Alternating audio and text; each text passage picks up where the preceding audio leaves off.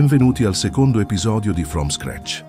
Il viaggio alla scoperta delle radici della cucina brasiliana continua con uno degli emblemi gastronomici più iconici, Minas Gerais, il pão de queijo. Questa piccola delizia nasce in epoca coloniale, in un contesto segnato dalla scarsità di grano. Gli schiavi africani, combinando farina di manioca ottenuta con tecniche indigene, acqua e strutto, diedero vita a un impasto semplice, senza lievito, che veniva cotto lentamente in forni a legna. La vera rivoluzione arrivò con l'introduzione del queijo Minas, un formaggio prodotto nelle fazendas locali, che trasformò l'impasto in qualcosa di unico. Un pane croccante fuori e morbido dentro, profumato e carico di storia.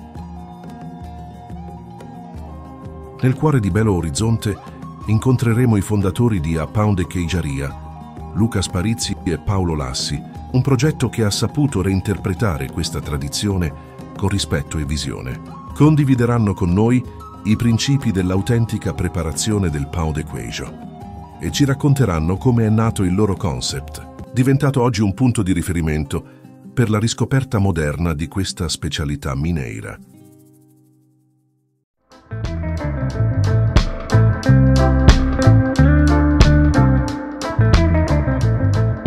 Eu sou o Lucas Sparizzi, sou um dos fundadores da Pão de Queijaria, uma casa que surgiu em Belo Horizonte em 2014 com o objetivo de resgatar e valorizar um pouco mais da cultura do pão de queijo. O pão de queijo hoje talvez seja a principal iguaria da gastronomia mineira e talvez do Brasil. A gente decidiu criar essa casa focada especialmente no pão de queijo por uma percepção de que era um produto historicamente muito rico e que, de certa forma, estava sendo, a gente gosta de falar, comoditizado ou um pouco menos valorizado como deveria, né? A gente começou a perceber que ele estava sendo comercializado em diversas regiões, inclusive aqui de Belo Horizonte, que é a capital de Minas, com ingredientes de baixa qualidade ou utilizando poucos insumos importantes, como o próprio queijo, o polvilho, etc. E a gente quis resgatar as receitas originais e tradicionais. Isso passa principalmente pela utilização exclusiva de queijo Minas artesanal, que hoje é considerado patrimônio cultural e imaterial pela Unesco. E o queijo Minas artesanal, ele basicamente representa a história de Minas Gerais, né? Ele é feito de maneira artesanal em diversas regiões do estado, em mais de 10 regiões, sendo 10 reconhecidas pela Unesco, pelo modo de fazer. E é uma tradição muito rica. Os produtores de queijo Minas artesanal, trabalham em pequenas propriedades, utilizam o queijo feito, o leite cru, que é o leite ordenhado das vacas, no mesmo dia em que os queijos são produzidos, então não há nenhum tipo de industrialização, não há nenhum tipo de pasteurização. O leite, uma vez que ele é extraído das vacas, ele já é utilizado a partir da inserção do coágulo, né, do pingo, e assim ele é produzido. Isso confere ao queijo características e sabores únicos, os quais seria impossível extrair em produção em larga escala ou em produção industrial.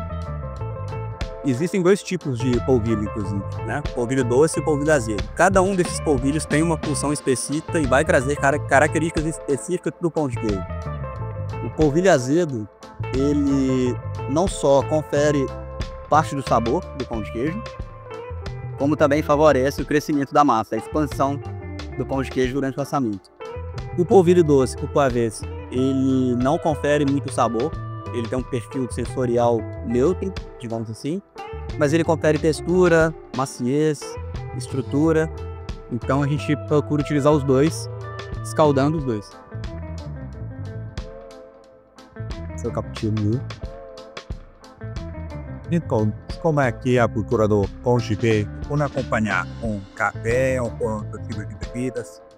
Eu acho que a gente pode dizer que a cultura do pão de queijo é indissociável da cultura do café, principalmente se a gente está falando de Minas Gerais. Muita gente não sabe, mas Minas Gerais, se fosse um país, seria o maior produtor de café do mundo. Então a cultura cafeeira do nosso estado é muito importante e muito forte. E tem ligações muito próximas também do artesanal de queijo de Minas que comentou. Então, se diz que todo mineiro recebe uma visita, sempre convida para assar um pão de queijo, para comer um pão de queijo, tomar com um cafezinho. Cultura mineira, ela passa muito pelo café coado. Aquele café que a gente faz muitas vezes no coalho octipano, nas fazendas mineiras. Na pão de queijaria, é claro que a gente também resgatou essa tradição. Então a gente tem a oferta do café coado, filtrado, mas também a gente trouxe as cartas de cafés tradicionais. Vai entender. E que tipo de café, por exemplo, aqui você oferece? Bom, além do método filtrado, a gente também trabalha com os expresso e todos os drinks produzidos a partir dele, né? Então, desde o cappuccino, do latte, até o doce, que a gente inclui doce de leite, por exemplo, drinks sofrescotes, e com sabores, com soda, etc. E antes da gente falar dos drinks de café, é importante, tudo começa também pela matéria-prima, né? Aqui na casa a gente trabalha com cafés especiais, são cafés de pontuações excelentes ou mais. O aqui que a gente está bebendo hoje é um 100% arábica especial da região das Montanhas Capixadas. Capixada é o nome que a gente diz aqui no Brasil para as pessoas, para as coisas que são oriundas do Espírito Santo, do estado vizinho a Minas Gerais. A gente brinca que é o litoral de Minas, é o Espírito Santo. É um estado pelo qual os mineiros têm grande atenção, muito carinho. Então esse café que a gente está bebendo hoje desde o Espírito Santo e está harmonizando com o pão de queijo Figueira. Bom, a gente está aqui na nossa antiga queijaria, da Pão de Queijaria. Esse espaço ele foi construído com um tipo de madeira que as queijarias no interior de Minas utilizam para fazer o processo de cura do queijo, ou maturação do queijo. Que nada mais é do que um processo necessário durante a produção do queijo artesanal para que as bactérias benéficas ao queijo se proliferem, se sobreponham às bactérias maléficas e confiram segurança alimentar ao queijo, sabor e textura. Então aqui a gente armazenava os queijos frescos que a gente recebia, deixava com que eles fizessem um processo de cura de aproximadamente 20 a 30 dias e quando os queijos chegavam no processo de maturação ideal para fazer o pão de queijo, a gente fazia a produção. A gente tenta simular ao máximo uma queijaria de fazenda, utilizando as madeiras corretas, o processo de virar o queijo. É importante você estar sempre virando o queijo de forma que ele mature de forma homogênea. E é isso que a gente tentou reproduzir aqui. Então, Paulo, você pode nos explicar os ingredientes mais ou menos do pão de queijo? Sim, vamos lá. Isso aqui é um exemplar, né, de um dos queijos das regiões produtoras de queijo Minas artesanal. É o queijo do Cerro.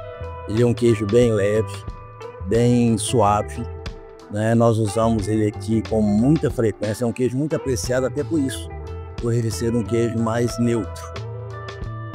São 10 regiões que nós temos aqui e cada região produz o seu queijo, a forma de produzir é a mesma, mas como os terroirs são muito diferentes em relação à altitude, clima, terra, então o pasto é diferente, isso vai dar um leite diferente que vai trazer um sabor diferente. Então são 10 queijos muito diferentes, né? E todos muito saborosos. Em relação aos polvilhos, né? Polvilho azedo, polvilho doce, ambos são feitos a partir da mandioca, é como se fosse uma farinha, né? A partir da mandioca, e esses que nós usamos são de fermentação natural. Então, tudo que acontece, o polvilho de fermentação natural, a gente nunca sabe qual vai ser o resultado final dele. Então, nós temos que ter o cuidado de cada partida que chega do polvilho, da gente ajustar a receita, para a gente manter o padrão do pão de queijo. O polvilho que a gente usa, ele é um polvilho de fermentação natural. Então, como a gente não sabe o resultado final dessa fermentação, qual produto que vai sair dali, e a gente tem que fazer esses ajustes durante a produção da massa do pão de queijo, às vezes aumentando um pouco a gordura, às vezes diminuindo um pouco de umidade, aumentando ou diminuindo o número de ovos, por exemplo, ou a quantidade de manteiga que a gente usa. Também na farinha sem glúten, né? Sim, não tem glúten. Bem dos dois, a forma de fermentação. Essa é uma das vantagens que a gente tem. Inclusive, a gente trabalha com isso, sempre informando. Tem muita gente acha que o pão de queijo, que não é pão, que na verdade ele não é pão, porque ele não tem fermento, não tem não tem trigo, isso. E a farinha da mandioca, né? Essa pérola da mandioca não tem glúten. Então a gente brinca muito com isso, assim, não tem glúten não, mas tem muita lactose. Tá, então qual foi a nossa ideia? A nossa ideia foi usar o pão de queijo, né? A receita tradicional do pão de queijo, as receitas antigas das nossas famílias, e trazer recheios contemporâneos. Então a ideia foi sempre permeando a gastronomia do estado de Minas, né, de Minas Gerais, e fazer os recheios como o nosso campeão de venda hoje, que é o chauvinista, que é costelinha de porco desfiada, couve frita, bacon e queijo Minas derretidos. E assim nós fomos fazendo pão com linguiça, o pão com pernil, mas sempre procurando fazer uma coisa diferenciada, usando ingredientes de primeira linha, valorizar o produto final. Bom, esse acompanhamento é o queijo do cerro empanado na farinha de pão de queijo. E essa farinha ela é temperada com chimichurri, que é o tempero originalmente argentino. Então a gente passa no ovo e ele é empanado no polvilho doce. Então assim, ele também não tem glúten. E o queijo do cerro é um queijo que derrete bem. Então você vai ver que a textura dele é meio de desmanchar. Ficou muito interessante essa combinação com o chauvinista. Bom, essa aqui é uma das versões, né, que temos no cardápio. É a mais antiga. Eu acho que não tenho certeza, é a única que está desde o início e nunca foi alterada, né? E é um campeão de vendas. Então, assim, consiste o pão de queijo feito com queijo da Serra da Canastra, costelinha de porco desfiada, bacon, couve frita, ou a gente chama aqui o crisp de couve, e o queijo Minas derretido. Esse realmente é o xodó da família Pão de Queijaria. In ogni angolo di Minas, il profumo del pão de queijo segna l'inizio di qualcosa, di una conversazione, di una mattina lenta, di un momento che non ha fretta. Perché qui il tempo si misura in caffè condivisi, perché ogni sapore ha la sua storia. E tutto come sempre comincia from scratch.